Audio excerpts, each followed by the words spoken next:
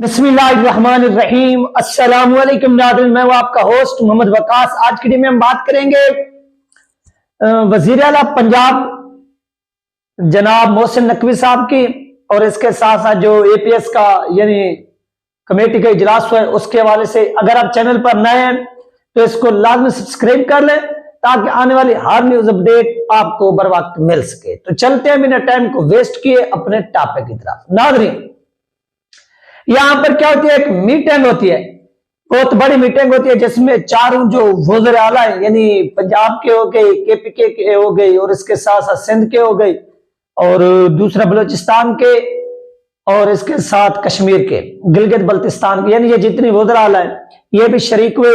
वजीर आजम भी थे और कैबिनेट के लोग भी, यानी वजीर भी शरीक थे।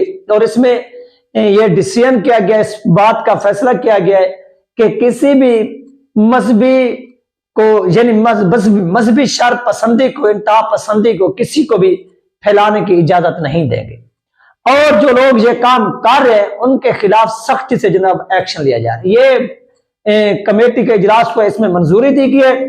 अब ये मालूम करना है कि इसमें किन के खिलाफ मंजूरी दी गई, यानी ये एक्शन किन लोगों के खिलाफ होगा।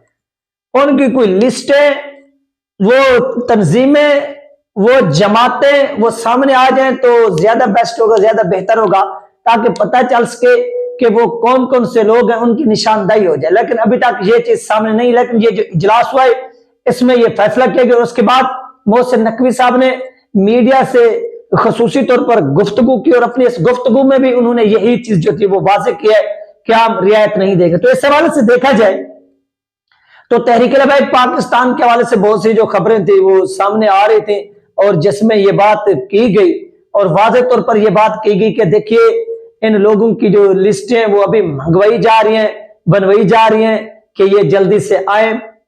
और इस तरह से स्पेशल ब्रांच के जो लोग हैं उन्होंने कॉलें भी की, उनके पास पता नहीं रिकॉर्ड कहां से पहुंचा, फोन नंबर कहां से पहुंचे, ये किसी को अभी तक कोई इल्म नहीं है। लेकिन उन्होंने कॉलें की हैं और पूछा कि आप कहां से रहते हैं, यानी वो सारी मालूमात उनके पास पहुंच चुकी है।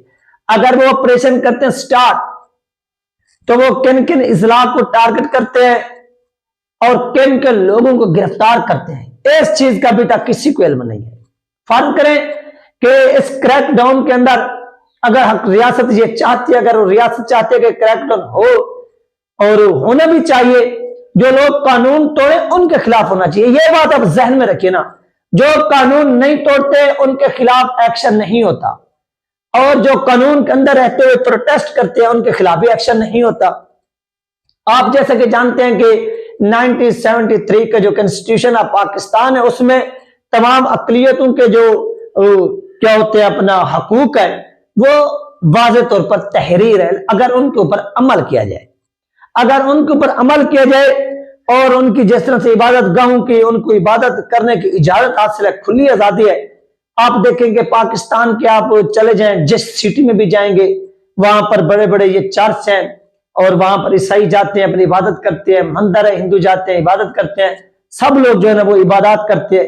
किसी को किसी किस्म का कोई रोक टोक नहीं है, कोई भी उनको ये नहीं कहते कि यार आप क्यों जा रहे हैं, या ये आपका मुल्क नहीं है। नहीं, जितनी मुल्क इस वक्त आम शहरी यानी आम मुसलमान का है, उसी तरह जो गैर मुस्लिम अकलियत है, मिनोरिटी है, उनका भी उतनी हक है, उनका भी उतनी राइट है।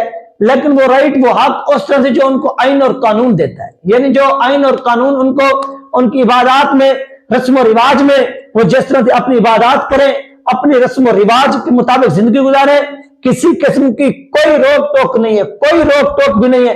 वो आजाद है और वो आजादाना अपनी जो जिंदगी है वो पाकिस्तान में बसर कर सकते हैं, और उसकी प्रोटेक्शन करना, प्रोटेक्ट करना ये हुकूमत पाकिस्तान, ये रियासत पाकिस्तान की जिम्मेदारी है कि वो उनको प्रोटेक्ट दे, उनको प्रोटेक्शन दे, ताकि वो अपनी रस्म रिवाज के मुताबिक अपनी जो जिंदगी है, उनकी जो माल है, जो इज्जत आबरू है, उनकी हिफाजत करना भी किसका फर्ज है,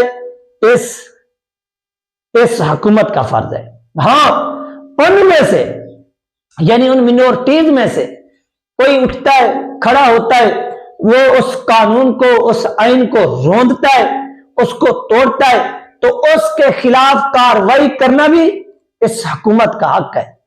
फिर जब उनके खिलाफ कार्रवाई के लिए एप्लीकेशन दी जाती है, लोग जाते हैं कि सर फलां मकाम पर हमारे साथ ये मामला हुआ या हो रहा है, आप जाइए वहां पर रोकिए, तो उस वक्त जो है ना वो कार्रवाई वक्त पर नहीं होती। जब कार्रवाई वक्त पर नहीं होती तो लोगों के अंदर जो है ना वो इश्तियाल पैदा होता है। जब इश्तियाल पैदा होता है तो उसके नतीजे में फिर क्या होता है कि लोग खुद से कार्रवाई करना शुरू कर देते। यानी अगर कानून के मुताबिक ये इदारे और रियासत काम करें, जो कानून और आइन कहता है उससे तजावुज भी ना करें, उससे कम भी कोई ऐसा ना हो कि उससे कम काम, ऐसा नहीं, पूरा पूरा सिस्टम रखें, पूरा पूरा आप लोग काम करें।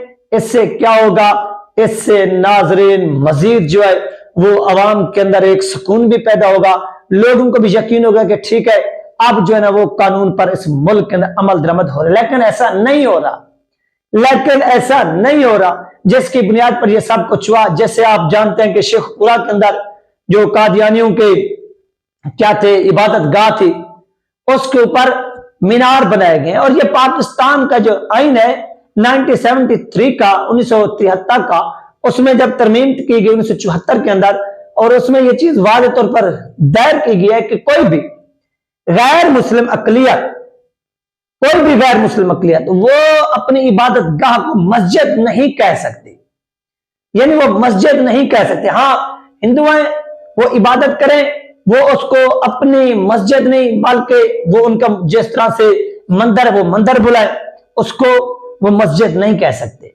और मुसलमान जो है ये अपनी, ये तो आजाद है क्योंकि ये इस्लामी रियासत है, तो ये इनकी मसाजिद है और इनके मुतशाबे कोई चीज खड़ी। और कादियानी जो है, जो मेन सिर्फ पाकिस्तान के अंदर इशू बने वो यही बना हुआ है कि कादियानियों की जो इबादत गाह है उनके ऊपर मीनार बने हुए हैं, जो मेन इशू बन रहा है, जो इस वक्त हाईलाइट हुआ है और पूरी दुनिया इस चीज को देख रही है और पूरी दुनिया की जो नजरें वो इस चीज पर, वो यही वजह है कि वो पूछते हैं कि यार ये मीनार क्यों बनाए गए।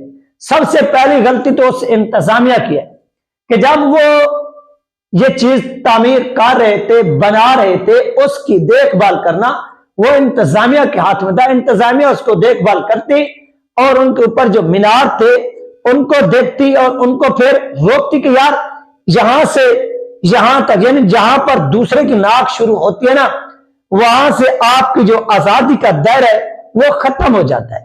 ये वो रीजन है, ये वो वजूहात है। जब आपकी वो, आप जो लकड़ घुमा रहे हो किसी के नाक पर लगे, तो वहां पर आपका जो एक आजादी है वो खत्म हो जाती है और दूसरे की आजादी शुरू हो जाती है और उसके हकूक शुरू हो जाते हैं। तो ये चीज इनके जहन में नहीं। जब मुल्क भर में ये चीजें तैयार हो गई तो अचानक से जब ये चीज वाज़ेह हुई कि पाकिस्तान का आइन तो ये कहता है, तो अवाम उठी और उठकर अवाम पहुंच गई कि सर ये मामलात है, आप इनको हल करें। वही इंतजामिया के पास, तो इंतजामिया को एप्लीकेशन वगैरह भी दी गई कि सर आप खुद जाइए, आप ये काम खुद कीजिए, हम नहीं करते, हम पीछे ही रहते। लेकिन इंतजामिया ने वो लौ ला से काम लिया, जिस तरह से टाल मटोल के जी चलो आज नहीं तो कल, कल नहीं तो परसों, परसों नहीं तो तरसों, यानी बस वो वक्त जो है ना वो गुजारो, डांग टपाओ पॉलिसी जो अपनाई गई और उस पॉलिसी के बहस ये जो सूरत हाल है वो क्रिएट हुई है। तो इसके जिम्मेदार कौन है, ये इसको क्रिएट करने वाले कौन है?